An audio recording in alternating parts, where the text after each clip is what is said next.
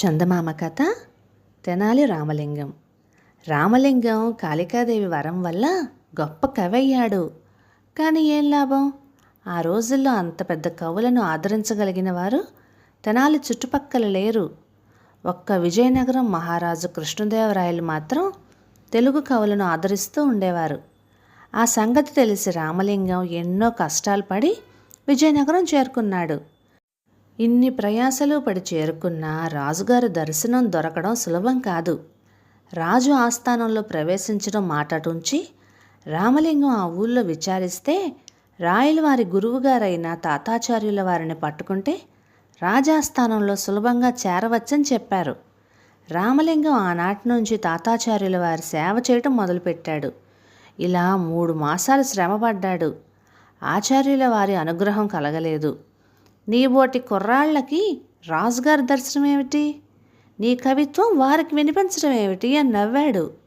ఆఖరికి రామలింగానికి విసుగు పుట్టి ఒకనాడు ఆస్థానం బంట్రోతుకు లంచం ఇస్తానని చెప్పి దర్బారులో ప్రవేశించాడు. అప్పుడు దర్బారులో పెద్ద వేదాంత చర్చ జరుగుతున్నది. ఒక పండితుడు ఈ ప్రపంచం అంతా మిథ్య అని, మనం చూసేది అంతా కల్పితమని చెబుతున్నాడు. సభలోని వారంతా ఆశ్చర్యంతో నోర్లు తెరుచుకుని వింటున్నారు.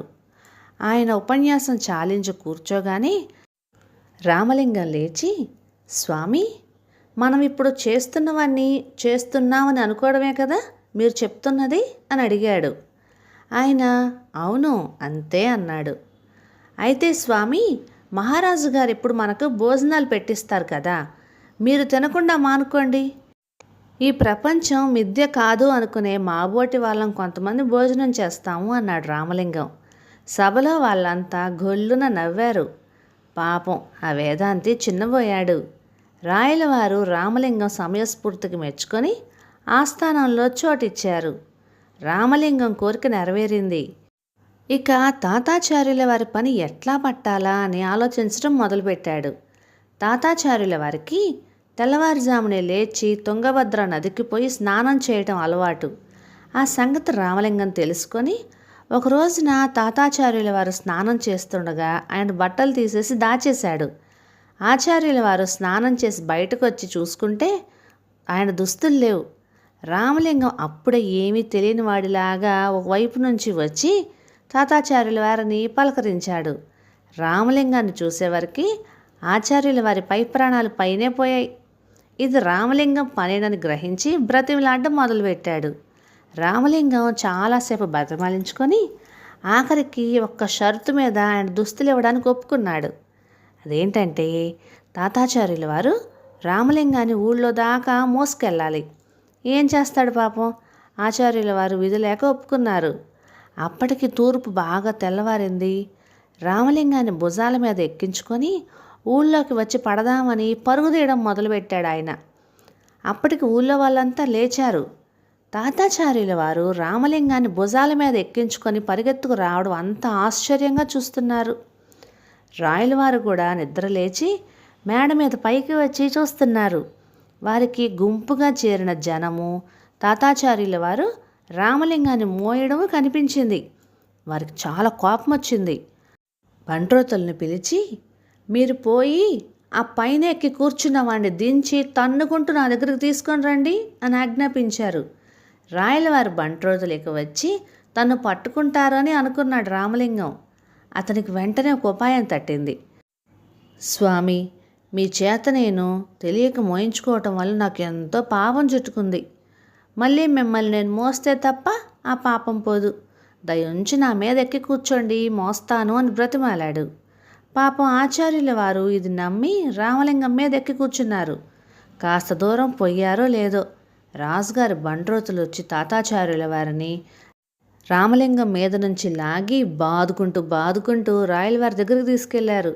నేను రాజుగారి గురువుని అని ఆయన ఎంత మొత్తుకున్నా కానీ వాళ్ళు వినలేదు. రాయలవారికి గురువుగారి అగచాట్లన్నీ చూసేసరికి మరీ కోపం వచ్చింది.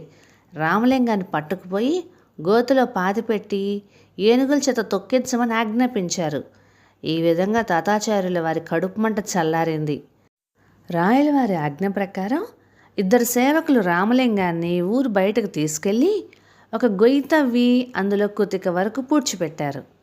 ఇంకెక్కడ తప్పించుకుంటాడులే అనుకొని సేవకులు రామలింగాన్ని వదిలి ఏనుగుల్ని తీసుకురావడానికి తిరిగి ఊళ్ళోకి వచ్చారు. ఈలోగా ఒక గూని చాకలివాడు ఆ దారిన వస్తూ రామలింగాన్ని చూసి, ఇదేంటి బాబయ్య ఇలా పాతిపెట్టారు తమర్ని, ఎవరు బాబు మీరు అని అడిగాడు. రామలింగానికి వెంటనే ఒక ఉపాయం తట్టింది. చాకలన్నా చెప్తా గాని మరి నాకు సహాయం చేసి పెడతావా అని అడిగాడు.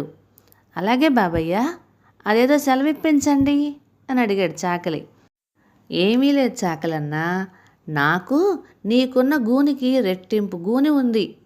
ఇప్పటికి 10 ఏళ్ల నుంచి బాధపడుతున్నాను ఆ గూనితో. నా అదృష్టం కొద్దీ ఒక వారం రోజుల క్రిందట నాకు సాధువు కనిపించాడు.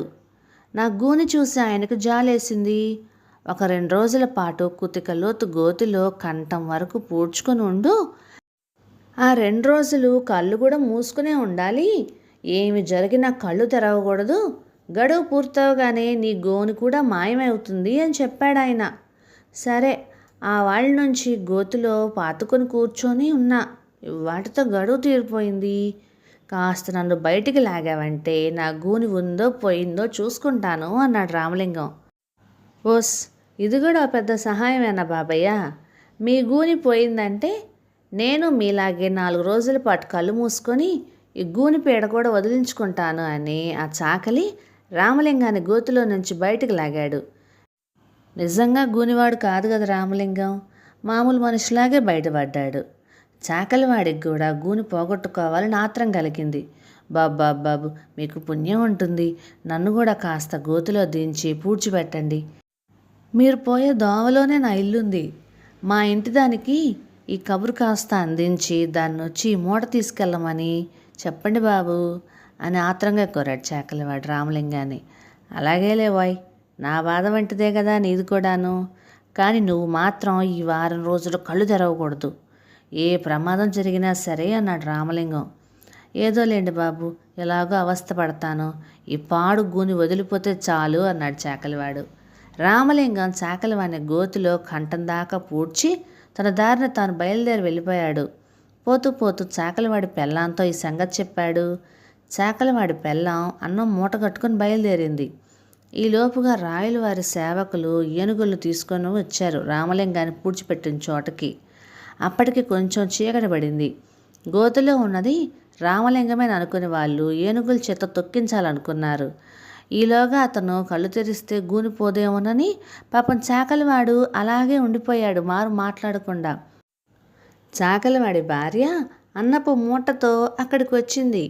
వచ్చి చూస్తే ఇంకేముంది, ఏనుగులతో భటులు తన భర్త తలని తొక్కించబోతున్నారు. ఆమె సమయానికి వచ్చి తన భర్తని కాపాడుకుంది. జరిగింది రాయలవారికి మొరపెట్టుకోవడానికి చాకలి అతని భార్య రాజుగారి ఆస్థానానికి వచ్చారు.